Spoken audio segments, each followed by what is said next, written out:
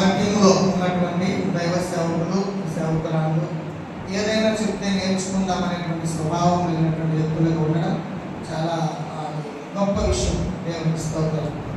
గత కాలాల్లో గత సంవత్సరాల్లో మనం కొన్ని తెలియక కొన్ని తెలిసి అపార్థాల్లో లేకపోతే ఇగో అనేది ఉంటుంది మన ఆటోమేటిక్గా మనుషులుగా వాటిని బట్టి కొన్ని సందర్భాల్లో మనం దేవునికి దూరమై వాక్యానికి దూరమై మన సొంత ఆలోచనతో నడిచిన సందర్భాలు ప్రతి సేవకురాలకు ఉంటాయి. ఆ అనుభవాలు కూడా రాకపోతే మన మానవుడు కావు, దాన్ని సరి చేయకపోతే ఆయన దేవుడు కాలేడు. ఓకేనా? సంతోషం. ఈరోజు నేను తెలియజేయాలని ఆశించినటువంటి విషయం ఏంటంటే ఒక కాపరి తండ్రిగా ఉండాలి. ఒక కాపరి తండ్రిగా ఉండాలి.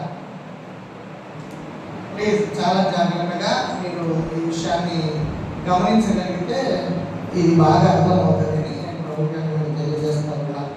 చెప్పండి దైవ సేవకులారా, ఈరోజు మన విషయం ఒక కాపరి తండ్రిగా ఉండాలి. సేవకురాలైనా సేవకుడైనా అమ్మ నాన్న అయిపోవాలి. నేను ప్రభు సన్నిధిలో అయ్యగారు చెప్పినప్పటి నుంచి నేను ప్రభు దగ్గర కన్నీరు గారు చదువుతున్నటువంటి విషయాల్లో ఈ విషయాలు కూడా నాకు వెంటనే నా కనులో కనబడింది. నాకు ఒక మంచి విషయం దేవుడు బోధించాడు. దేవునికి స్తోత్రం. హల్లెలూయా. మొదటి కొరింథీ పత్రిక 4వ అధ్యాయం 15వ వచనం ఒకసారి చూద్దాం. మొదటి కొరింథీ పత్రిక 4వ అధ్యాయము 15వ వచనం. క్రీస్తునందు మీకు ఉపదేశకులు 10,000 మంది ఉన్నాను, తండ్రులు అనేకులు లేరు. క్రీస్తు యేసునందు సువార్త ద్వారా నేను మిమ్మల్ని కంటిని కనుక మీరు నన్ను పోలి నడుచుకున్న వారై ఉండవాలని మిమ్మల్ని బ్రతిమాలుకొనుచున్నాను. దేవునికి స్తోత్రం. హల్లెలూయా. క్రీస్తునందు మీకు ఉపదేశకులు 10,000 మంది ఉన్నను, తండ్రులు అనేకులు లేరు అన్నాడు అపోస్తలుల పౌలు. ఏంటి ఆయన ఉద్దేశం ఏంటి, ఆయన భావన ఏంటో మనం ఒకసారి చూద్దాం. నిజంగా ఈ విషయాన్ని మనము చాలా నేర్చుకోవాలి, చాలా సరి చేసుకోవాలి, చాలా పాటించాలి. ఈ విషయాన్ని చాలా శ్రద్ధగా మనం విందాం. ఓకేనా? లెక్కించలేని ఉపదేశకులు ఉన్నారంట ప్రపంచంలో. ఏంటంటే లెక్కించలేని ఉపదేశకులు ఉన్నారంట ప్రపంచంలో, కానీ తండ్రులు ఎక్కువ లేరంట. మరి మన రూపాయలు తెలుసుకో తండ్రులు ఎంతమందో తల్లులు ఎంతమందో మనము తండ్రులుగా వ్యవహరిస్తున్నామో లేదో మన వైఖరితో ఈరోజు మనము వాక్యపు వెలుగులో మనం దాన్ని కట్టుకుందాం, సరి చేసుకుందాం, అంగీకరిద్దాం, అమలు పడుద్దాం అనేది నా యొక్క ఉద్దేశం. నేను పాటిస్తున్నదే చెప్తున్నాను. మీరు నా దగ్గర చూడొచ్చు, గతంలో ఉన్నటువంటి వ్యక్తిత్వము, ఇప్పుడున్నటువంటి వ్యక్తిత్వము, సంఘాన్ని అప్పుడు నడిపిస్తున్న వ్యక్తిత్వము, సంఘము నాయకుల ద్వారా వచ్చి సరిచేయబడిన తర్వాత జరుగుతున్నటువంటి నా వైఖరి ఎలా ఉందో మీరే గమనిస్తున్నారు. మీ ముందు పెడుతున్నాను. నేను అనుభవం లేకుండా ఏ మాట నేను చెప్పలేను, అది చెప్పినా ఫలించదు. ఓకే, నేనేం చేస్తున్నానో దట్స్ మై ప్రాక్టీస్ ఎక్స్పీరియన్స్ మీ ముందు పెట్టాలని నేను ఆశపడతా ఉన్నా. మన అంశం ఏంటంటే తండ్రిగా ఉండాలి. ఒక కాపరి తండ్రిగా వ్యవహరించాలి. ఈ విషయాన్ని మనం క్షుణ్ణంగా నేర్చుకుందాం. చాలా సందర్భాల్లో మనం చెప్పుకుంటున్నప్పుడు, ఒక నాయకుడు, ఒక సేవకుడు మాట్లాడుతున్నప్పుడు ఎట్లాగా దాన్ని వ్యతిరేకించాలి లేదా నా గురించే మాట్లాడుతుందనే భావన నిజంగా సంఘ కాపరికి వస్తుంది.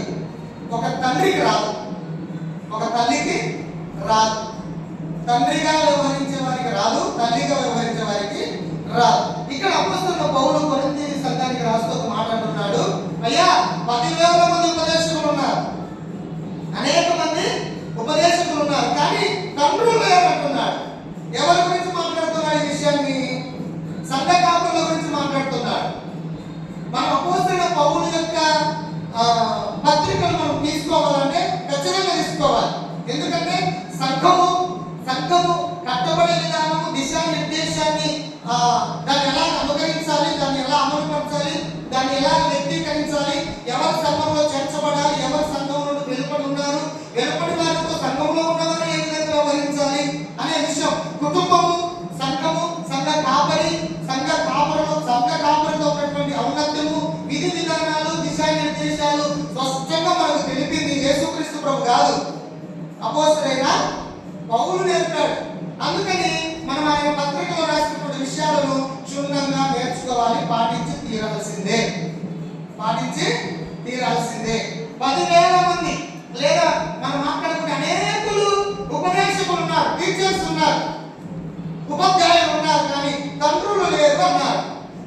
విషయాన్ని నేను ప్రభు దగ్గర మాట్లాడుతూ అడుగుతున్నటువంటి విషయాలు కొన్ని వెంటనే ప్రార్థన చేసుకుంటూ ఉంటానా, ఆయన చెప్పిన తర్వాత ఏదన్నా మనకు ఇస్తాడని వెంటనే పెన్ను పేపర్ పక్కనే పెట్టుకొని ఇదిగా ఫస్ట్ ఇంకొక పుస్తకం పెట్టుకొని రఫ్గా రాసుకోవడం, మళ్ళీ ప్రార్థనలో కూర్చోవడం, రఫ్గా రాసుకోవడం, మళ్ళా ప్రార్థనలో కూర్చోవడం. ఇలాగా దేవుడు ఇచ్చినటువంటి విషయాలని నేను అనుభవించినది, మన సంఘంలో జరిగినది, ప్రపంచవ్యాప్తంగా ఉన్న పరిచర్యలో జరుగుతున్న విషయాలను నేను మీ ముందు పెట్టాలని చాలా ఆశపడతా ఉన్నాను. దయచేసి దాన్ని మంచి మనసుతో తీసుకోవాలని ప్రభుత్వం తెలియజేస్తా ఉన్నాను. సంఘంలో ఉన్న ప్రజల మనము తండ్రి ఆత్మ కలిగి ఉండేటట్లు ప్రయాసపడాలి. ఇది మొదటి పాయింట్. సంఘంలో ఉన్న సహోదరుల ఎడల మనము ఒక తండ్రి ఆత్మ కలిగిన వ్యక్తులుగా ఉండటానికి ప్రయాసపడాలి. ఈ విషయాన్ని గమనించాలి. నేను ఆలోచించాను, తండ్రి కావడం సులభమే, తండ్రి కావడము సులభమే, పిల్లలు పుట్టించడము సులభమే. కానీ వారిని ఆ బిడ్డలను పరిపక్వతకు వచ్చిన వయస్సులుగా పెంచడం అనేది మరొక విషయం. పరిపక్వత కలిగి వచ్చిన వ్యక్తులుగా వాళ్ళని తయారు చేయడం అనేది మరో విషయం. అందుకే తండ్రి అవ్వాలి. ఒక కాపరి ఏమవ్వాలి? ఉపదేశకుల నుండి కాపరి అయ్యాడు, కాపరి నుండి ఏమవ్వాలి? తండ్రి అవ్వాలి. తండ్రి ఎప్పుడు అవుతాడు అని అంటే అనేక మందిని తిరిగి చేపించే అనుభవంలోకి తీసుకురావచ్చు. కానీ తండ్రి కావాలి అంటే ఏం అవసరమైందంటే కొన్ని మనం వదులుకోవాల్సి వస్తుంది. సపోజ్ నా పిల్లడే నన్ను తిట్టాడు, నా సంఘ బిడ్డే నన్ను తిట్టాడు, నేను ఉపదేశకుడైతే ఆ వ్యక్తిని ఈజీగా నువ్వు కాకపోతే ఇంకొకటి అంటారు. అదే తండ్రి అయితే నేను అనను, నా బిడ్డ కదా, నేను అనను, మరి పోగొట్టుకోను, పరిపూర్ణుడిగా చేయడానికి ప్రయాసపడతాను. నేను క్రీస్తునందు దేవునికి పరిపక్వత కలిగిన వ్యక్తిగా పరిపూర్ణుడిగా చేయడానికి నేను ప్రయాసపడతాను. నాకు 10 మంది పిల్లలు ఉన్నారండి, 10 మంది పిల్లలు ఉన్నారు. 10 మంది పిల్లలు వాళ్ళ నెట్టిని వాళ్ళే కూర్చుంటారు, బట్టలు పాడు చేస్తున్నారు, అక్కడే పాస్ పోస్తున్నారు. 10 మంది ఉన్నారు, కానీ వాళ్ళ జీవితంలో ఎదుగుబడిగేమి లేదు, ఎదుగుదల లేదు.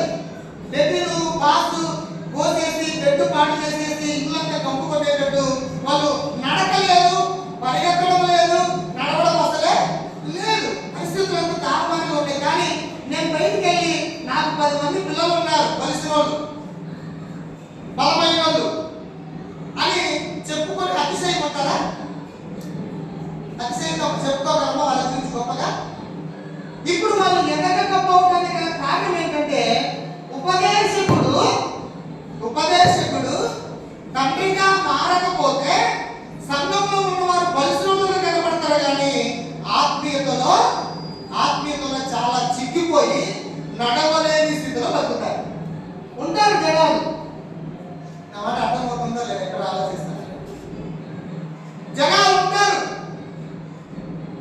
బలంగా ఉంటారు, పైకి కనబడుతూనే ఉంటారు, కానీ వాళ్ళు వాళ్ళ జీవితంలో వాళ్ళ తలంపులో ఉన్నటువంటి చెడు, అసహ్యమైన తలంపులు, అసహ్యమైన ఆలోచనలు ఇంకా మార్పు లేకుండా సంఘంలో ఎవరైనా ఉంటే దానికి కారణం ఏంటంటే ఉపదేశకుడు పని చేస్తున్నాడు తప్ప తండ్రిగా పని చేయట్లేదని. ఉపదేశకుడు ఎలా ఉంటాడు? ఇప్పుడు నా బిడ్డ ఎవరినైనా ప్రేమించాడు లేదా ఒక తప్పు పని చేసి ఆ అమ్మాయిని తీసుకొచ్చాడు, తండ్రి ఏం చేస్తాడు? ఉపదేశకుడు ఏం చేస్తాడు? ఫస్ట్ నిందే చేస్తాడు వాడి మీద. నువ్వు మంచివాడివి కాదు, నువ్వు భ్రష్టుడివి, నువ్వు అట్లాంటి ఇట్లాంటి జాగ్రత్తం చేసావు, వ్యభిచారం చేసావని మనము ఉపదేశకుడు మన మీద చెడుగా చెప్పిన వాడిని ఈజీగా, కృతజ్ఞత లేని వాడిని ఈజీగా మర్చిపోతాడు. ఒక తండ్రి అలాగా చేయలేడు. తండ్రి ఏం చేస్తాడు? తప్పును కప్పిపుచ్చి వాడికి జ్ఞానం నేర్పి మంచి జీవితం ఏంటో నేర్పి దానిలో కొనసాగేటట్టు ప్రయాసపడతాడు.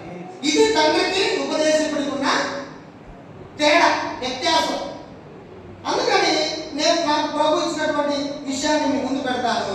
మన సంఘంలో మనుషులు ఉండడం ప్రాముఖ్యమే, కానీ ఆ ఉన్నటువంటి మనుషులు మన కుమారులు మన కుమార్తెలుగా మనం భావించాలి. ఒక తండ్రి స్థానాన్ని మనం తీసుకొని వాళ్ళ భారాలను భరించాలి. ఉపదేశకుడుగా ఉండడం సులభమే, కానీ తండ్రిగా ఉండడం కష్టం. ఎందుకు తండ్రిగా ఉండడం కష్టం అంటే ఆ పిల్లల యొక్క భారాలు మనము భరించాల్సి ఉంటుంది. మనము చాలా భారాలు భరించడం లేదు, ఇది క్లియర్. మనం చాలా భారాలు భరించడం లేదు, చాలా భారాలు భరించడం లేదు, కొంచెమే భరిస్తాం. అందుకని మనం చాలా జాగ్రత్తగా, మన సంఘ బిడ్డలు పాలు తాగే పాల సీసాలు పట్టుకొని ఉండే వాళ్ళగా ఉన్నారా, లేకపోతే ఒక తండ్రి తన బిడ్డల ఎదుగుదల కోసం, అవయవాల ఎదుగుదల కోసం, అవయవాలు అభివృద్ధి అయ్యేటట్లు, అవయవాలు నడక నేర్చుకునేటట్లు, అవయవాలు పరిగెత్తేటట్లు, అవయవాలు చూసేటట్లు వాళ్ళను తయారు చేసి పౌష్టికమైన ఆహారాన్ని మనం అందిస్తున్నామా లేదా? ఒక తండ్రి తన బిడ్డ సరిగా లేకపోతే ఆ బిడ్డను పక్కన కూర్చోబెట్టుకొని పౌష్టికమైన ఆహారం, వాడు బలహీనంగా ఉన్నాడని ఎరిగి చాలా జాగ్రత్తగా నేర్పిస్తారు. జ్ఞానము, వాక్యము, పరిశుద్ధత, తెలివి, వివేచన, మంచి ఆలోచనలు తన బిడ్డకు నేర్పించి అతను ఎదిగేటట్టు చూసుకుంటారు. దేవునికి స్తోత్రం. హల్లెలూయా. అనేక సంఘాల్లో 20 ఏళ్ళ నుండి 30 ఏళ్ళ నుండి 40 ఏళ్ళ నుండి 50 ఏళ్ళ నుండి 80 ఏళ్ళ నుండి ఒళ్ళు కలిసినటువంటి విశ్వాసులు ఉన్నారు. అంటే బాగా చాలా శుభ్రంగా వచ్చి కూర్చునే వాళ్ళు ఉంటారు, కానీ వాళ్ళ హృదయాంతరంగంలో మాత్రము ఏమాత్రం మార్పు లేదు. దానికి కారణం ఎవరయ్యా అని ఆలోచిస్తే దానికి కారణము ఉపదేశకుడుగా ఉండడమే, తండ్రిగా మారకపోవడమే. దానికి కారణము మన ఉపదేశకులుగానే ఉన్నాం. అందుకే వాళ్ళు సరైనటువంటి బిడ్డలుగా మార్చబడలేకపోతున్నారు. కారణం ఏంటంటే నాయకులు ఉపదేశకులుగా ఉన్నారు, కానీ వాళ్ళు తండ్రులు కాకపోవడం వల్ల వారు అలాగా తయారైనారు. పౌలు ఒక ఆత్మీయ తండ్రిగా ఒక మాట అంటున్నాడు చూడండి. అదే కొరింథీయులకు రాసిన పత్రిక 4వ అధ్యాయం 14వ వచనంలో ఒక మాట అంటాడు అపోస్తలుడైన పౌలు.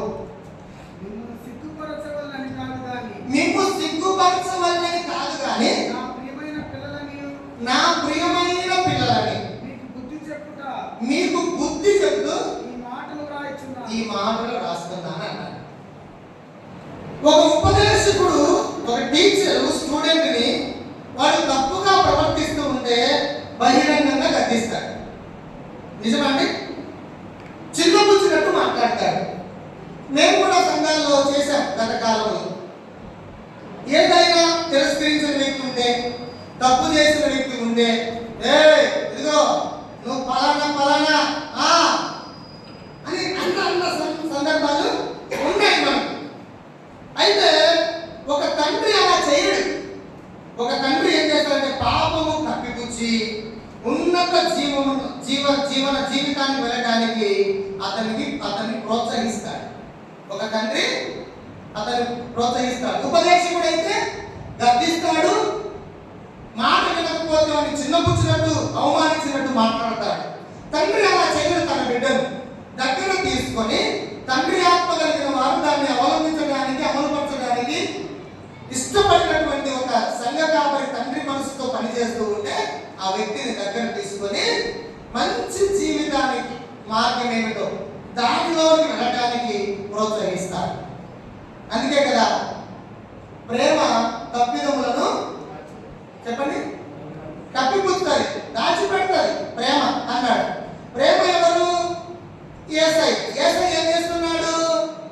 తప్పిదాలను కప్పిపుచ్చుతూ ఉన్నాడు. కప్పిపుచ్చి మనల్ని వదిలేస్తాడా? కాదు.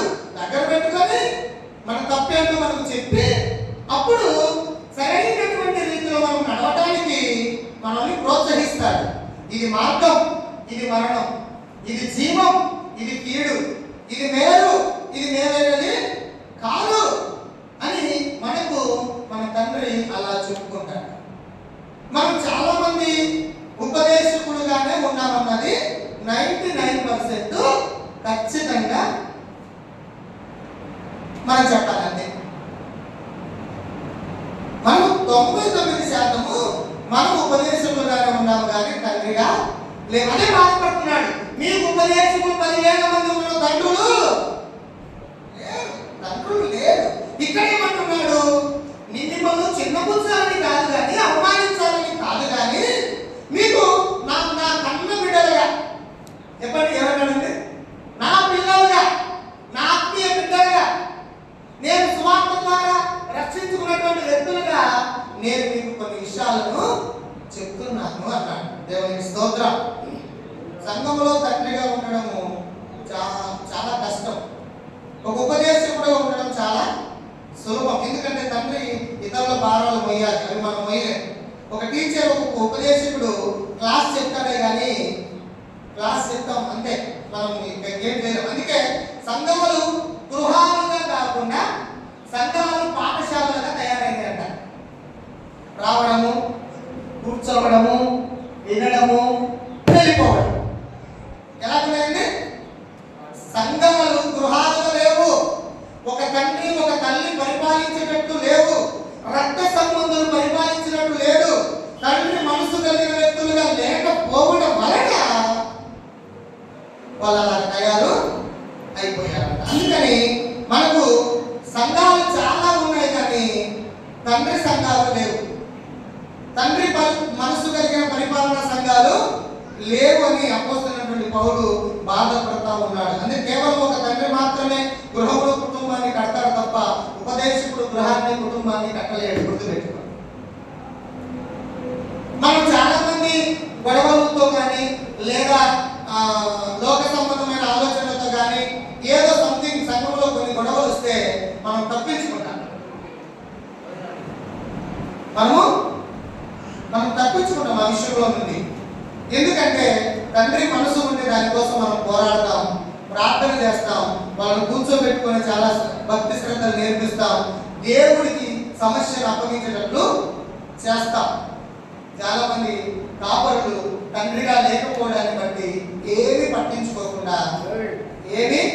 పట్టించుకోకుండా అలాగా కొనసాగుతుండడాన్ని బట్టి సంఘాలు సరిగా దైవత్వములో దైవ ప్రేమలో కొనసాగలేకపోతుంది. ఈ విషయాన్ని గమనించాలి. సంఘం కుటుంబంగా లేకపోతే కారణం ఎవరంటే ఉపదేశకులుగా ఉన్నాము కానీ తండ్రులు కాలేం కనుక మనం అలాగున్నాం. పాఠాలు చెప్తున్నాం అంతే. అయితే మనము తప్పు ఆత్మతో నడిపింపబడుతున్నామని గుర్తుపెట్టుకోవాలి. పాఠాలు చెప్పేసి జీతగాడు పని చేసి వెళ్ళిపోతాడు. తండ్రి పని చేసి వెళ్ళిపోతాడా? తండ్రి పని చేసి వెళ్ళండి. అందుకని అపోస్తలుడైన పౌలు బాధ ఏంటయ్యా అనే సంఘంలో మనం ఆలోచిస్తే అపోస్తలుడైనటువంటి పౌలు బాధ, మీరు టీచర్లుగా ఉండడం నాకు నచ్చలే, మీరు తండ్రులు అవ్వాలి, తండ్రి తన బిడ్డను గారవించినట్లుగా నేను మిమ్మల్ని గారవిస్తున్నాను అన్నాడు. దేవునికి స్తోత్రం. అందుకే మనం తండ్రులు అయితే వారిని ప్రేమతో నిలబెట్టి జాగ్రత్త తీసుకొని జ్ఞానమైనటువంటి మార్గంలో మనం వారిని తీసుకుపోతాము. అలా లేదు అని అనుకుంటే మనం తండ్రులుగా ఇప్పుడు ఉన్నామా మన సంఘంలో నడిపించేటప్పుడు, లేదా ఉపదేశకులుగా ఉన్నామో మనమే తీర్పు తీర్చుకోగలిగితే మంచిది. సంఘస్థులు లోకంలో ఉన్నారని నిందలు మోపుతా ఉంటాం, లేకపోతే ఇంకొక రకంగా వారిని తిడుతూ ఉంటాం, లేదా వారిని చిన్నపుచ్చుతూ ఉంటాం, వారిని అవమానిస్తూ ఉంటాం. మన అధికారాన్ని, మన యొక్క పెత్తనాన్ని, మన సంఘ కాపరత్వాన్ని ఎవరైనా వ్యతిరేకిస్తే మనం చేసే మొట్టమొదటి ప్రసంగం ఏమిటి? నేను కూడా చేశాను, చెప్తున్నా కదా. మనం చేసే మొట్టమొదటి ప్రసంగం ఏంటంటే, నన్ను కనుక మీరు కనుక ఇబ్బంది పెడితే కనుక మీరు ఇంకా అది ఉంది. నిజమే. తండ్రులు కాని వారు పలికేటువంటి మాట అది. తండ్రి అయిన వారు అలాగే చెయ్యరు. ఉపదేశకుడు ఎప్పుడు జీతానికి పనిచేసి దాంట్లో ఏమొస్తుందా, ఏమి తిందామా, నా బిడ్డలకు ఏం తెచ్చుకుందామా, నా కుటుంబానికి ఏం తెచ్చుకుందామా, ఇతరుల కంటే నేను గొప్పగా ఉండాలని మనం అనుకుంటాం కనుక, మనం తండ్రి ప్రేమ చూపలేకపోతున్నాం కనుక, నిజంగా గమనించండి, మనం సంఘంలో ఉపదేశకులుగా ఉండి మన కుటుంబంలో మనం తండ్రులుగా ఉంటే ఆ కుటుంబాలు ఎప్పుడు కూడా బాగుపడినట్టు చరిత్రలో లేవు. నిజంగా చూసుకోండి, చాలా మంది బిషపులు, ఆర్చి బిషపులు, ధనం ఉన్నటువంటి వాళ్ళు, చాలా మంది గొప్ప వాళ్ళు ధనం సంపాదించి వాళ్ళ పిల్లలకు పెడితే వాళ్ళు ఇప్పుడు ఆ ఆస్తులు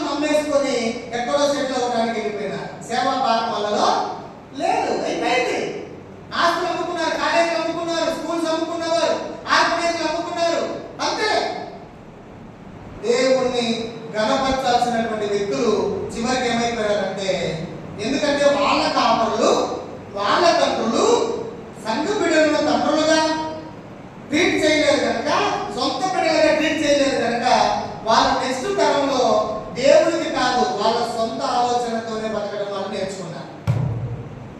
వాళ్ళకి డబ్బు ఉండొచ్చు, దేవుడు నమ్మడం వాళ్ళకి డబ్బు లేదండి, బంగారం లేదా, వాహనాలు లేవా, ఇతర దేశాల్లో సెటిల్ అయిన వాళ్ళు లేరా, ఉంటారు.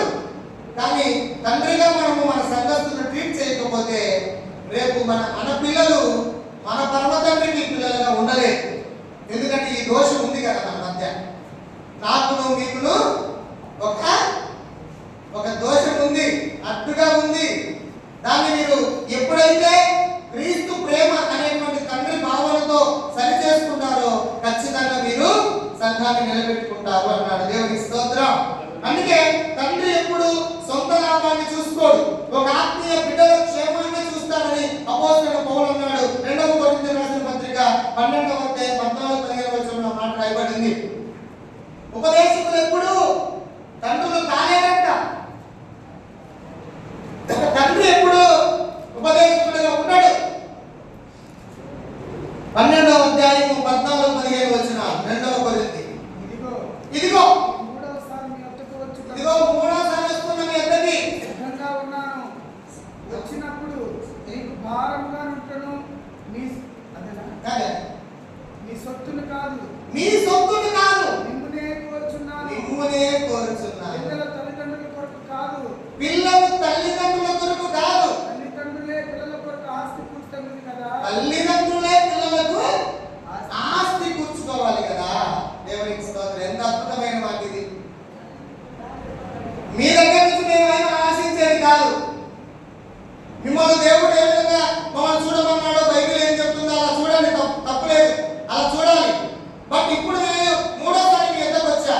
ఎందుకు వచ్చాను అని అంటే, ఒక తండ్రి ప్రేమ, ఒక తండ్రి గుణం, ఒక తండ్రి నోటి మాట, ఒక తండ్రి హృదయ స్పందన, ఒక తండ్రి మనసు అక్కడ బయటపడతా ఉన్నాడు.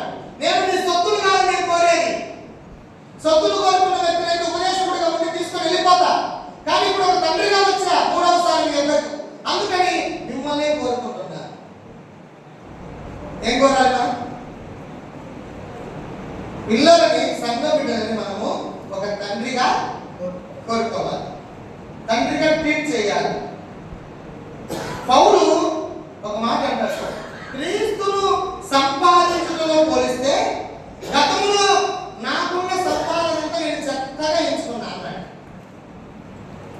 క్రీస్తును సంపాదించుకోవడంలో పోల్చుకుంటే నా అధికారం, నేర్చుకున్నటువంటి ధర్మశాస్త్రం, జ్ఞానం, ప్రభుత్వం నాకు ఇచ్చినటువంటి సిఫార్సులు, ప్రభుత్వం నాకు ఇచ్చిన అలివెన్సులు, ప్రభుత్వం నాకు ఇచ్చిన అధికారత్వము అన్ని కూడా చెత్త అన్నాడు. మిమ్మల్ని ఒక తండ్రిగా చూసుకోవడం కంటే వేరొకటి ఏది నాకు భాగ్యమైంది కాదు. పునరుద్ధానమును లోకమును సంపదను వైపు పెడితే లోకాన్ని చెత్తగా పెంటగా ఎంచుకున్నాడు. పునరుద్ధానమే నాకు చాలా అన్నాడు. పునరుద్ధాన బలములో ఏముందని మనం ఆలోచిస్తే, పునరుద్ధాన బలములో ఒక తండ్రి ప్రేమ ఉంది. అంతేనండి, ఒక తండ్రి ప్రేమ. అందుకే రోమ పత్రికలో మనకు ఏమన్నాడు ప్రభు, ఏమని రాశాడు అపోస్తలుడైన పౌలు రోమీయులకు రాసిన పత్రిక 8:31 వచనంలో అనుకుంటా, తన సొంత కుమారుని ఇచ్చుటకు వెనుదీయని దేవుడు సమస్తము మీకు ఎందుకు అనుగ్రహించాడు? తండ్రి ప్రేమ. అనేక మందిని తిరిగి జన్మించే ఆ అనుభవంలోకి మనం తీసుకొస్తాము, కానీ వారిని పరిపూర్ణంగా క్రీస్తులో పరిపూర్ణులుగా మనము మంచి వయస్కులుగా మనం తయారు చేయలేకపోతున్నాం అంటాడు. అందుకే అపోస్తలుడైన పౌలు చాలా బాధపడతాడు ఆ విషయంలో. అందుకే ఉపదేశకుడు జీతం కోసం పనిచేస్తాడు, కానీ క్రీస్తు దగ్గరకు వచ్చిన వారికి తండ్రిగా ఉండటకు తనకున్నదంతా త్యాగం చేయాలనుకుంటాడు. మనం బర్నబాస్ గారిని చూస్తాం గుడివాడలో. ఆయన ఏమంటున్నాడంటే, అన్ని కట్టుకున్నాడు, వాళ్ళ పిల్లలు ఇచ్చినంతా కట్టుకున్నాడు, ఆ ఇప్పిస్ బైబిల్ కాలేజ్ కట్టాడు, గ్రేస్ టెంపుల్ మందిరాలు నడిపిస్తూ ఉన్నాడు, ఎన్నో సంఘ స్థాపనలు జరిగించాడు, ఎన్నో పెళ్లిళ్ళు చేశాడు, ఏం చేసినా కూడా మన పెద్ద ఆయన అన్నాడు, నేను ఈ 50 సంవత్సరాలలో నేను ఘోరంగా కూడా ఆయన ఏం పరిచయం చేయలేదు. అనాథను పోషించాడు, అనేక మంది 1,000 మందిని దైవ సేవకులను తీర్చిదిద్దాడు. అయినా కూడా ఆయన అన్నమాట ఏంటి, నేనేమి చేయలేదు. ఒక తండ్రి బాధ్యత ఇంకా అయిపోలే, ఇంకా చేయాలి ఏదో తన సంఘ బిడ్డల కోసం, తన సువార్త ద్వారా రక్షణలో వచ్చిన వారి కోసం. నిందించడం కాదు, దూషించడం కాదు, చెడ్డగా చెప్పుకోవడం కాదు. నన్ను అన్నారు కనుక వాళ్ళకి అయింది. ఆ జీవితంలో కూడా జరిగిన విషయం అది. నన్ను అన్నారు కనుక వాళ్ళకిట్ట అయ్యింది. ఉపదేశకుడు మాట్లాడతాడు, తండ్రి మాట్లాడాడు. తన బిడ్డ ఒకవేళ తప్పు చేసి ఇంటికి వస్తే, నాయనా నువ్వు అలా చేయకూడదు, నాకు అవమానాన్ని తీసుకొచ్చామని తన బిడ్డను లేదా పేదవారిని తీసుకొని తప్పుడు మార్గంలో ఉంటుంటే వాడిని పిలుచుకొచ్చుకొని దగ్గర కూర్చోబెట్టి నేను చెప్తాను మన బిడ్డకి, సొంత బిడ్డకి, నాయనా నేను నీకు మంచి పెళ్లి చేస్తా, నువ్వు తప్పులో ఉన్నావు, నా మాట వింటావా? నాన్న మారు మనసు తెచ్చుకొని వింటానా నీ మాట, నేను చేసింది తప్పే అని మన మాట ప్రకారం విని మనం చూపించినటువంటి సంబంధంలో కొనసాగుతాడు. ఒక తండ్రి ప్రేమ తప్పులో ఉన్న వారిని సరి చేసుకొని జ్ఞానంలోకి నడిపించుకొని జాగ్రత్తగా కొనసాగింపజేసుకుంటాయి. నువ్వు చెడ్డోడిరా, నువ్వు అలాంటి వాడివి అని వాడిని దూరము చేసుకోవాలి. ఈ విషయాన్ని గమనించుకోవాలి. అది తండ్రి మన సంధికి అంటాడు, ఉపదేశం అనేకులు ఉన్నాడు, తండ్రులు లేరు. తండ్రి స్వభావం ఇది. అందుకని ఉపదేశకులుగా ఉన్న సంఘాల వారు ఎప్పటికీ ఎదగలేరు. ఉపదేశకులుగా ఉన్న సంఘాల వారు ఎప్పటికీ ఏ విషయంలో ఎదగలేరు. ఉంటారు కలిసినట్టుగా, ఉంటారు సంఘ సమూహముగా, ఉంటారు చాలా మందిగా ఉన్నామని కలిసికట్టుగా ఉన్నట్టుగా ఉంటారు. కానీ అలాగా అది సరైన సంఘం కానీ తండ్రి ప్రేమను తీసుకునే వాళ్ళుగా, తండ్రి ప్రేమను తీసుకొని తండ్రి యొక్క మనసును గుర్తెరిగి నడుచుకునే వాళ్ళే నిజమైనటువంటి తండ్రి బిడ్డలు, తండ్రి రక్తంలో కడగబడినటువంటి వారు. ఒకవేళ తండ్రి తన బిడ్డలు అనేక విషయాల్లో ఎదుగుతా ఉంటే, సంఘంలో ఎవరైనా మనం ఎదుగుతా ఉంది, మన బాధ్యతలు పంచుకొని, మన కర్తవ్యాన్ని పంచుకొని, ఆత్మీయంగా వరాల చేత ఫలాల చేత ఎదుగుతా ఉంటే నీకు నచ్చుతారా? నీకు నచ్చుతారా? నచ్చదు. అందుకని మనం చాలా జాగ్రత్తగా తండ్రి యొక్క మనసు కలిగి, తండ్రి యొక్క ఆత్మ కలిగి మనం సంఘాన్ని నడిపిస్తున్నామా లేదా? ఒకటి. లేదు ఒక ఉపదేశకుడుగానే పనిచేస్తున్నామా? రెండు. ఇది సెల్ఫ్ ఎగ్జామ్ చేసుకోవాలి. మనం ఖచ్చితంగా స్వపరీక్ష చేసుకోవాలి. అలా చేసుకునేటప్పుడు మనం ఫెయిల్ అయిపోతాం. ఎందుకంటే ప్రాంతము, కులము, ధనము ప్రభావం చూపుతుంది సంఘం మీద. తండ్రి ప్రేమ చూపడానికి వారు నోచుకోని వ్యక్తులుగా కూడా ఉన్న సందర్భాలు ఉంటాయి. అయినను తండ్రి తప్పులో ఉన్నటువంటి వ్యక్తిని ఏమాత్రం కూడా విడిచిపెట్టినట్టు బైబిల్లో లేదు. చూడండి, ఆ మాట మనకు అక్కడే అర్థమవుతుంది. ఒక నిజమైన దేవుడి సేవకుడు అలా ఉంటాడు. ఒక యవనస్తుడు కానీ ఒక యవనస్తురాలు కానీ ఆత్మీయంగా సంఘంలో ఎదుగుతా ఉంటే వారి మీద అసూయపడరు. నీ బిడ్డ నీకంటే, నువ్వు డిగ్రీ చేసావు, నీ బిడ్డ ఎంబీఏ చేశాడు, పీజీ చేశాడు, లేదా స్టేట్స్కి వెళ్ళాడు, ఇతర దేశాలు వెళ్ళాడు. ఒక తండ్రి తన బిడ్డ మీద అసూయపడతాడా? రే నేను చదివిన డిగ్రీనే, నువ్వు అంత స్థాయి కావడం నాకు ఇష్టం లేదు అంటాడా? మనం కూడా నిజంగా తండ్రులు అయితే మన సంఘ బిడ్డలను అలా చూడగలిగిన మనసు మనకుంటే, ఆత్మతో నింపబడిన వ్యక్తులం అయితే నిజంగా మనం వాళ్ళు ఎదుగుతూ ఉంటే ఆనందపడతాము. అలాంటి వారు లేరని ఫీల్ అవుతున్నాడు అపోస్తలుడైన పౌలు. అందుకే ఏమన్నాడు 4:14 ఏమన్నాడు? అయ్యో మీరు అలాగా లేరు, ఉపదేశకులు 10,000 మంది ఉన్నారు, తండ్రులు లేరని నేను చాలా ఫీల్ అవుతున్నాను అంటున్నాడు. అందుకే జాగ్రత్త కలిగి మనం ఏం ఆలోచించాలంటే, ఒక తండ్రి స్థానాన్ని మనము తీసుకుంటేనే సంఘ బిడ్డలు తండ్రి ప్రేమను చవి చూచి, అడుగునండి యెహోవా ఉత్తముడని రుచి చూసి, ఏమి రుచి చూస్తాం మనము? కనపట్లేదు ఆయన.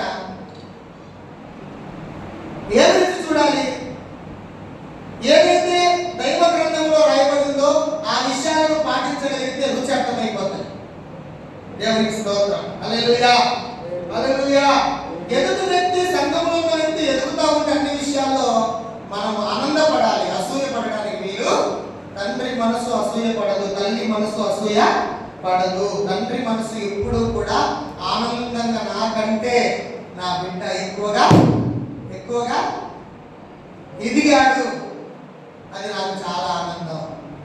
మనం ఏం చేస్తున్నామంటే తండ్రి మనసు ఉంటుంది మనకు, అప్పుడప్పుడు వస్తుంటది.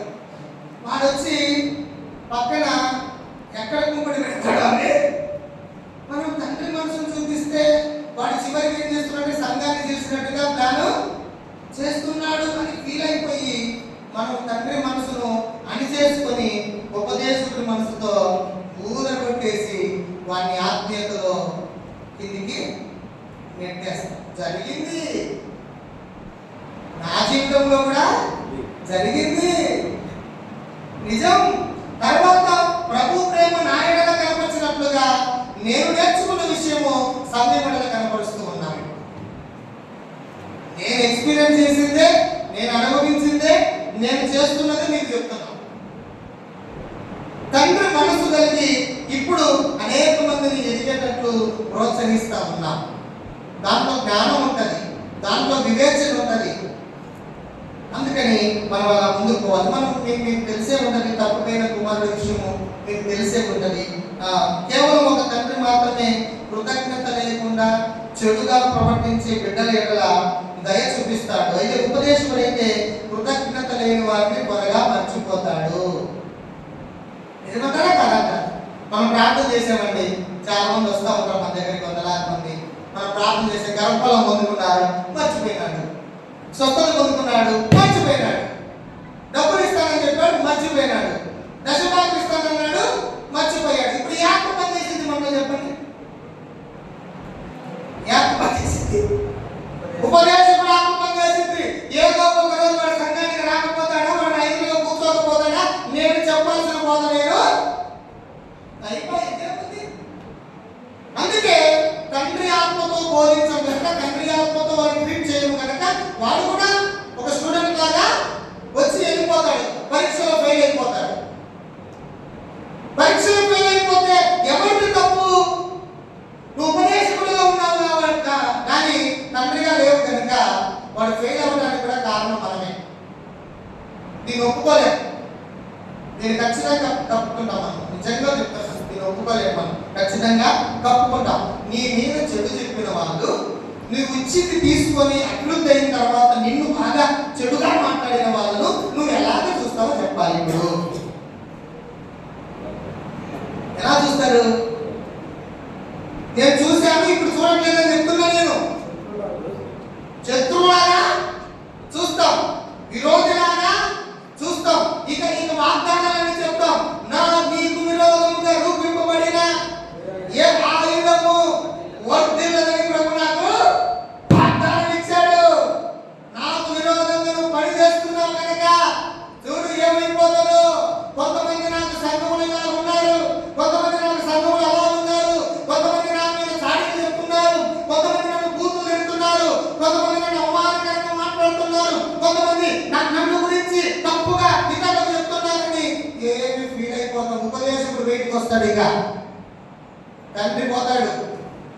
అందుకే సంఘాలు పాలసీసాలు పట్టుకొని తాగినట్టుగా ఉంటున్నారు తప్ప మంచి భోజనం తిని పుష్టిగా ఆత్మీయతలో కృపావరాల చేత ఫలాల చేత వర్ధిల్లినట్టుగా మనం చూడలేము. ఆ విషయాన్ని గమనించాలి. నాకు ఆ విషయంలో చాలా బాధ కలిగింది. దేవుని నుండి వెనుకకు జారిపోయిన వారి ఎడల వారికి ఉండిన ప్రేమ యొక్క లోతు, మంచితనము మనం ఈ విషయంలో తెలుసుకుంటాం. ఎవరైనా దిగజారిపోయినారు, వాళ్ళ సంగతి ఏంటి? అందుకే మనం తెలుసుకుంటాం ఏంటంటే తప్పిపోయిన కుమారుడు. ఏంటంటే తప్పిపోయిన కుమారుడు. తప్పిపోయిన వారి వల్ల తండ్రి ఎలాంటి ప్రేమ చూపించాడో అక్కడ తెలుస్తుంది. అన్న న్యాయవంతుడే, నాయనతోనే ఉన్నాడు, మంచిగానే చూశాడు, తండ్రితోనే ఉన్నాడు, పొలంలో, స్థలంలో, ఉద్యోగంలో లేదా నాన్నతోనే ఉండి ఇంటి దగ్గర చాలా మంది బాగోగులు చూసుకుంటే ఆయన ఇందరే ఉన్నాడు. కానీ అన్న తండ్రి కాలేకపోయాడు. అన్న తండ్రి కాలేకపోయాడు. వాడు ఇంటికి రావడంతోనే వాడు అక్కడికి విచారం చేశాడంట. వాడు సొమ్మందరికీ దుర్వ్యాపారం చేశాడు. వాడు మా తమ్ముడు అంత మంచోడేమి కాదు.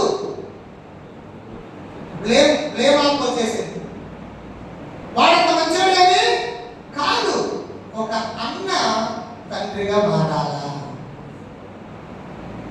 ఒక అన్న తండ్రిగా మారాలా? ఆ విషయాన్ని గుర్తుపెట్టుకోవాలి. అన్న న్యాయంగా నడిచేవాడు కానీ తన తమ్ముడి మీద ప్రేమ కానీ ఆయన పట్టించుకునే మనసు కానీ అన్నకు లేదు. ఎంతసేపు ఆ తమ్ముడి దగ్గర ఉన్న తప్పులు మాత్రమే పట్టుకుంటూ ఉన్నాడు కానీ అందుకే మనం కూడా మన కాపర్లు కూడా అట్లే ఉంటున్నారు. ఈ సమయంలో ఉద్రేకంతో సంఘం మీద విమర్శించడము, కోపం తెచ్చుకోవడమే ఉంది తప్ప తండ్రి ప్రేమను చూపించే విధంగా లేదు అని అంటారు. చూడండి, మనం దేవుని స్వభావంలో పాలివారమై ఉన్నప్పుడు మనము తండ్రి స్వభావం కలిగి ప్రవర్తిస్తాం. ఈ విషయాన్ని చాలా జాగ్రత్తగా నేను అవలంబిస్తా ఉన్నా. అవిశ్వాసి నుండి విశ్వాసిగా మారడం ఒక విషయం అయితే, మనం కొత్త నిబంధన సేవకులుగా ఉండాలి అన్నది అపోస్తలుడైనటువంటి పౌలు యొక్క బోధ. మన కొత్త నిబంధన సేవకులుగా తండ్రిగా మనం ఉండాలనేది ఆయన బోధ. ఒక అన్నగారి నుండి ఒక తండ్రిగా మనం మారాలి. ఒక పరిసయ్యుల నుండి క్రీస్తు పోలికగా మనం మారాలి. ఒక పరిసయ్యుల నుండి అన్ని ఏం చేస్తున్నాడు? తప్పిదం చూపిస్తున్నాడు, నిందేస్తున్నాడు, వాడి యొక్క చెడును వెతుకుతూ ఉన్నాడు. కానీ తండ్రి అలాగా ఒక్క మాట అన్నట్టు బైబిల్లో ఉందా? తండ్రి ఆత్మ తన కుమారుణ్ణి, తన పెద్ద కొడుకు ఎన్ని నిందలు మోపినా, అవమానించినా, ప్రేమించే మనసు, క్షమించే మనసు లేకపోయినా కుమారుడు రావడంతోనే నడవించబడి ముద్దు పెట్టుకొని ఉంగరం అధికారానికి సూచనగా నీవు కూడా నా కుటుంబంలో, నా వంశంలో ఎప్పటికీ నీ స్థానం ఇదే నా కొడుకా అన్నాడు తప్ప తండ్రి మనసు నిందలు వేసే మనసు కాదు, ఉద్రేకంతో మాట్లాడే మనసు కాదు, కోపపడి విమర్శించే మనసు కాదు. మనం అలా ఉంటే క్రొత్త నిబంధన సేవకులుగా పనికిరాము. మనము బోధించడం కాదు, బోధలో ఉన్న అంతరార్థం హృదయాంతరంగంలోకి దిగబడగలిగితే దాని రసాన్ని ప్రజలు స్వీకరిస్తారు కూడా. ఈ విషయాన్ని మీరు గమనించాలి. ఒక పరిసయ్యుని పోలిక నుండి క్రీస్తు పోలికలోని మనం మార్పు చెందగలిగితే ఖచ్చితంగా మన సంఘము ఆత్మీయంగా ఎదుగుతారు, వర్ధిల్లుతారు. మనం అలా చెయ్యట్లేదు కనుక ఆదుకోట్లు వస్తున్నప్పుడు ఒక తండ్రి మనసు ఏమంటే మన బిడ్డ తప్పు చేస్తే ఇంట్లో నుంచి వెళ్ళగొడతామా? రోజు వెళ్ళగొట్టేటట్టు మాట్లాడతామా? అదే వారం అయితే మనం ఆ వ్యక్తిని చూడగానే ప్రసంగం మారిపోతుందా? వ్యక్తిని చూడగానే ప్రసంగం మారిపోతుందా? మనం నిర్ణయించుకున్నది ఒకటి, దేవుడు చెప్పింది ఒకటి, అక్కడ ప్రజెంట్ చేసేది మరొకటి. మార్పు చెందింది. కారణం ఏంటి అని అంటే తండ్రి ఆత్మ కలిగి మనం సంఘాన్ని నడిపించట్లేదని గుర్తుపెట్టుకోవాలి. నేను మరలా చెప్తున్నా, సేవకుడిగా మీ తోటి దైవజనుడిగా నేను మరలా చెప్తున్నా, ఆత్మీయమైనటువంటి తండ్రి ఆత్మ కలిగి, తండ్రి మనసు కలిగి సంఘాన్ని నడిపించకపోతే అది సరైన సంఘం కాదు. నువ్వు నేను సరైనటువంటి కాపర్లము కాదు. గట్టిగా నొక్కానించి చెప్పే మాట ఇది. అందుకని ఒక కాపురిగా నువ్వు ఒక వ్యక్తి మంచి చేసినా, నీకు వ్యతిరేకంగా మాట్లాడినా, చెడుగా ప్రవర్తించినా, నీకున్న అధికారమైన తిరుగుబాటు చేసిన నీ సంఘ విశ్వాసి, నీ సహోదరుడిపై నీ వైఖరి ఏమిటి అని మనం ఆలోచిస్తే, ఉపదేశకుడు వైఖరా, ఒక తండ్రి వైఖరా? చెప్పండి. ఉపదేశకుడు వైఖరా, ఒక తండ్రి వైఖరా? ఒక తండ్రి వైఖరి ఎక్కడ చూపించాం మనము ఇన్ని సంవత్సరాల సేవా పరిచర్యలో?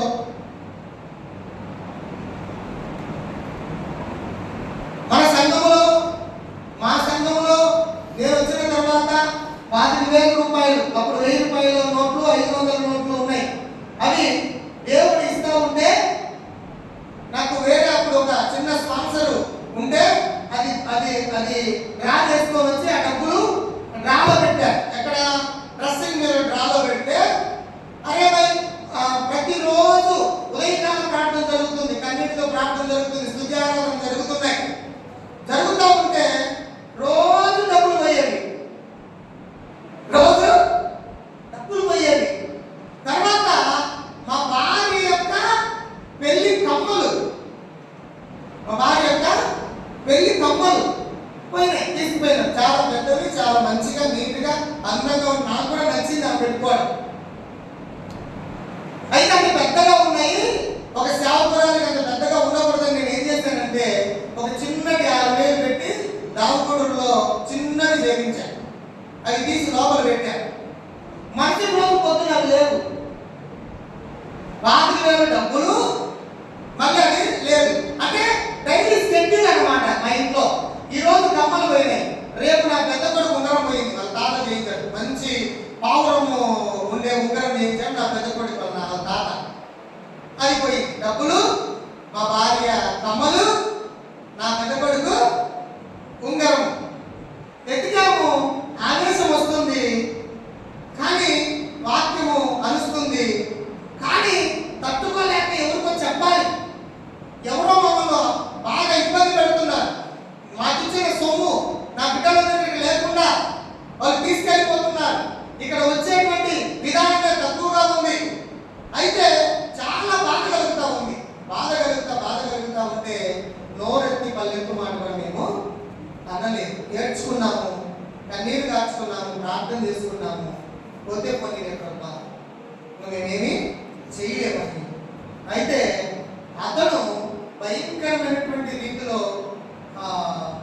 కిడ్నీలో స్టోన్స్ వచ్చేసి పైపు పెట్టి లోపల క్రష్ చేసి దాదాపు ఎంత డబ్బు తీసుకున్నారో హాస్పిటల్లో కమ్మలమ్మినా 25,000 డబ్బు పోయినా ఉంగరం ఆ రేటుకు వచ్చినా ఎంతైతే ఉందో అంత సొమ్ము హాస్పిటల్లో పెట్టాడు. పెట్టిన తర్వాత నేను వెళ్ళి, నాకు తెలియదు, తర్వాత తెలిసింది ఇలా ఉన్నారు పలానా అబ్బాయి అని. అంటే నేను అప్పుడు చిన్న కారు ఉండే తెల్లది, అది వేసుకొని ఏంటంటే వేసుకొని వెళ్ళిపోయి అక్కడ చూసి, నాన్న ఏందిరా ఏమైంది అంటే, అన్నా నన్ను క్షమించు అన్నాడు. ఏమన్నాడండి?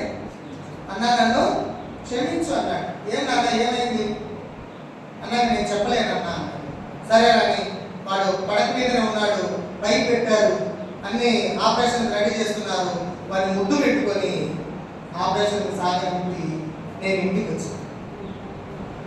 ఎప్పుడైతే వాడికి తెలిసిపోయింది, నాకు తెలిసిపోయింది, ఊరందరికీ తెలుసు ఆ విషయము. కానీ పాస్టర్ అడగట్లే. చూడండి, వాళ్ళ తోటలో గొడవలు మన మీద తీసుకొస్తారు కొన్నిసార్లు.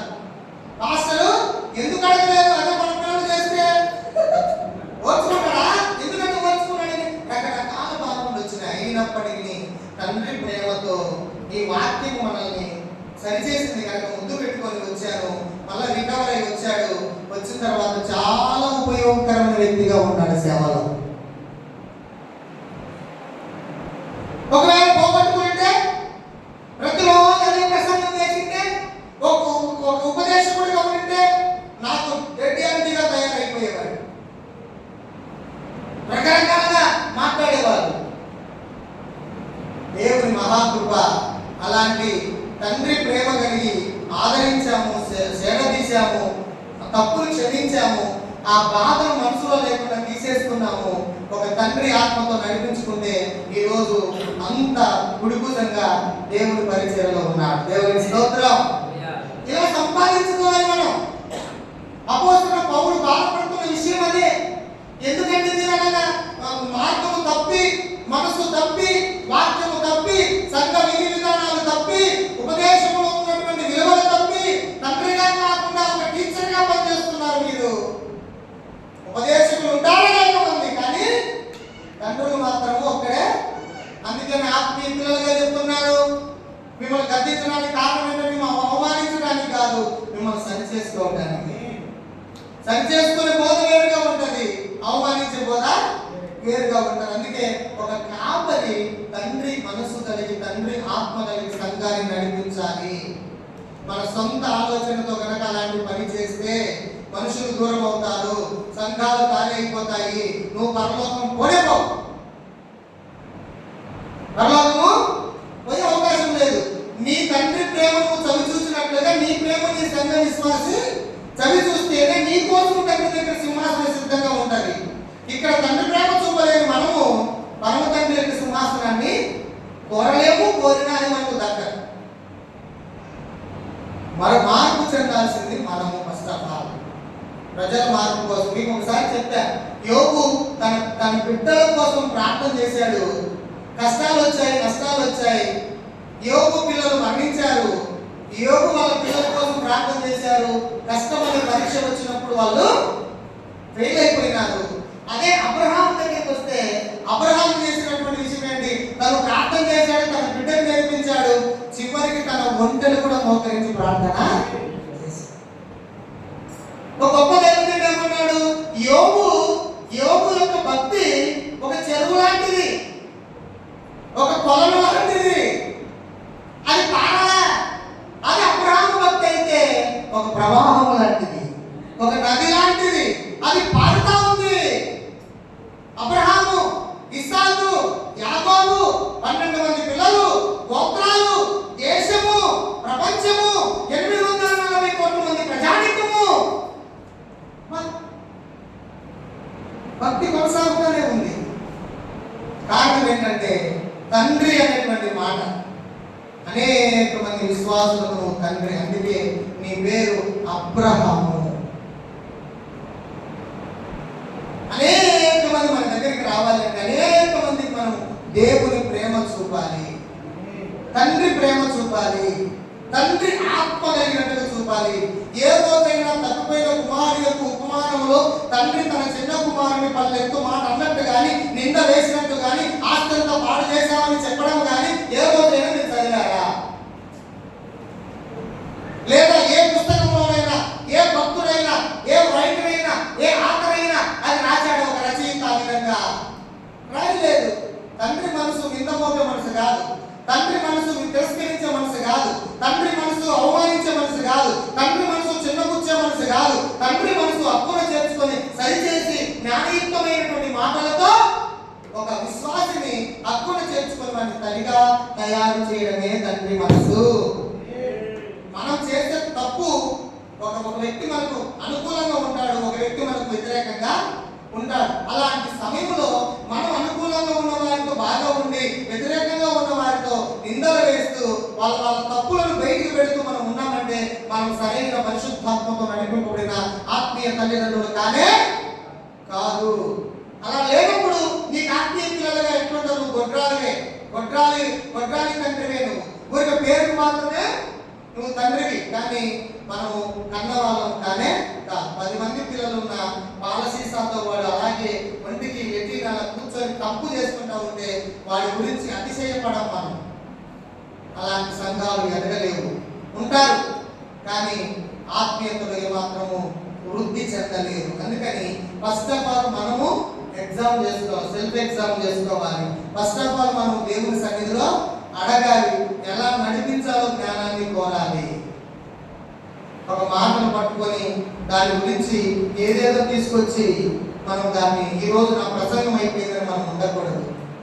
ఒక తండ్రి తన బిడ్డకు సూటిగా ఏమి చెప్పాలో, ఎలాంటి లాలన, ఎలాంటి పాలన, ఎలాంటి విధి విధానాలు నేర్పాలో శ్రద్ధ కలిగి జాగ్రత్తలు చెప్పుకొని వాళ్ళు సరిగా చూసుకోగలిగితే ఖచ్చితంగా నీ కుటుంబానికి ఉపయోగకరమైన వ్యక్తిగా, అనగా సంఘానికి ఉపయోగకరమైన వ్యక్తిగా అతను తయారవుతాడు.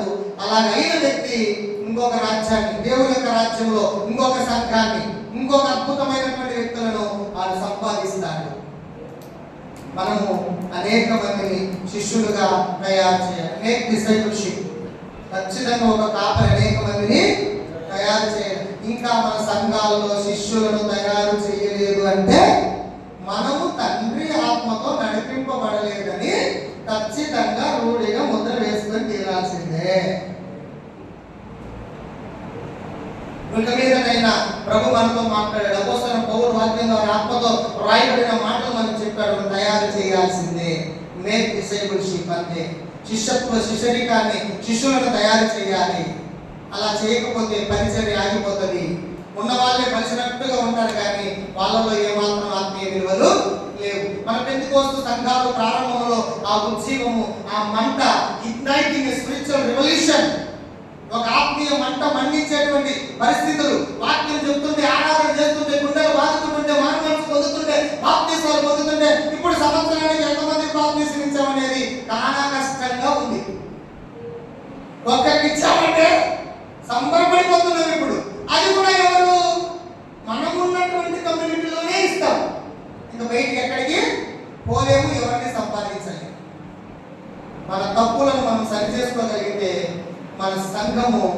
ఆశీర్వదించబడుతుంది. ఆత్మీయంగా దేవుడు కోరుకున్న వ్యక్తిగా వర్ధిల్లుతాం.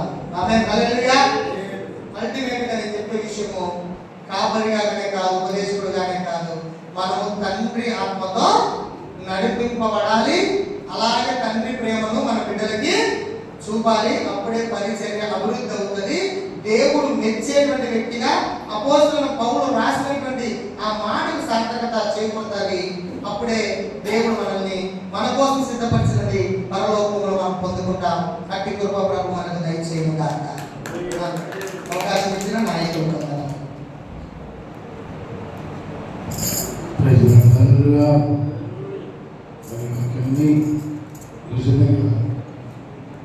తమిళ నుంచి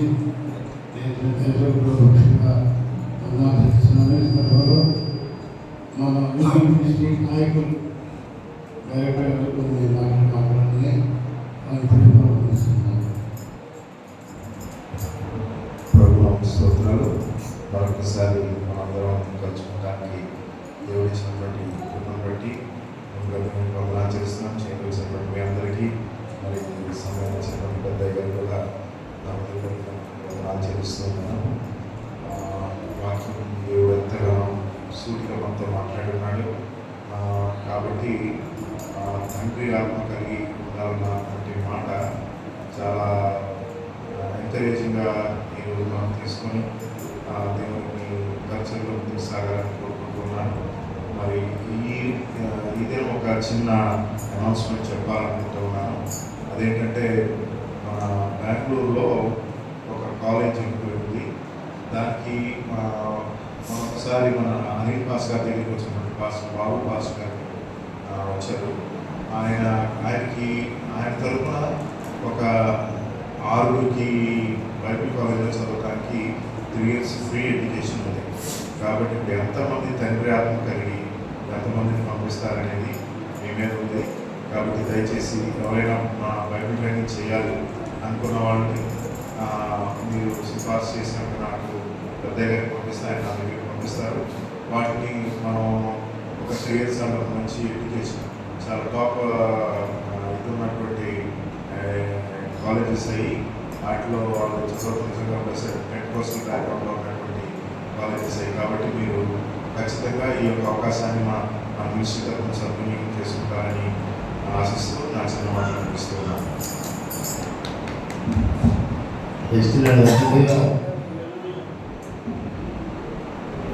చెప్పిన మాటలు మనం పాటించడం అంటే ఇప్పుడు నిజమైన తండ్రి ఎంతమంది శిష్యులను తయారు చేశాము అనేది వాళ్ళకి ఇప్పుడే మన పరిస్థితి అర్థమవుతుంది. ఏదైనా భయపడడం కాక సరే మన దర్శకులు వర్తమానిగా మాట్లాడారు, అయ్యగారు మాట్లాడారు. నేను కూడా 2 మాటలు మాట్లాడమంటే మాట్లాడతాను, లేదు కూర్చోమంటే కూర్చున్నాను.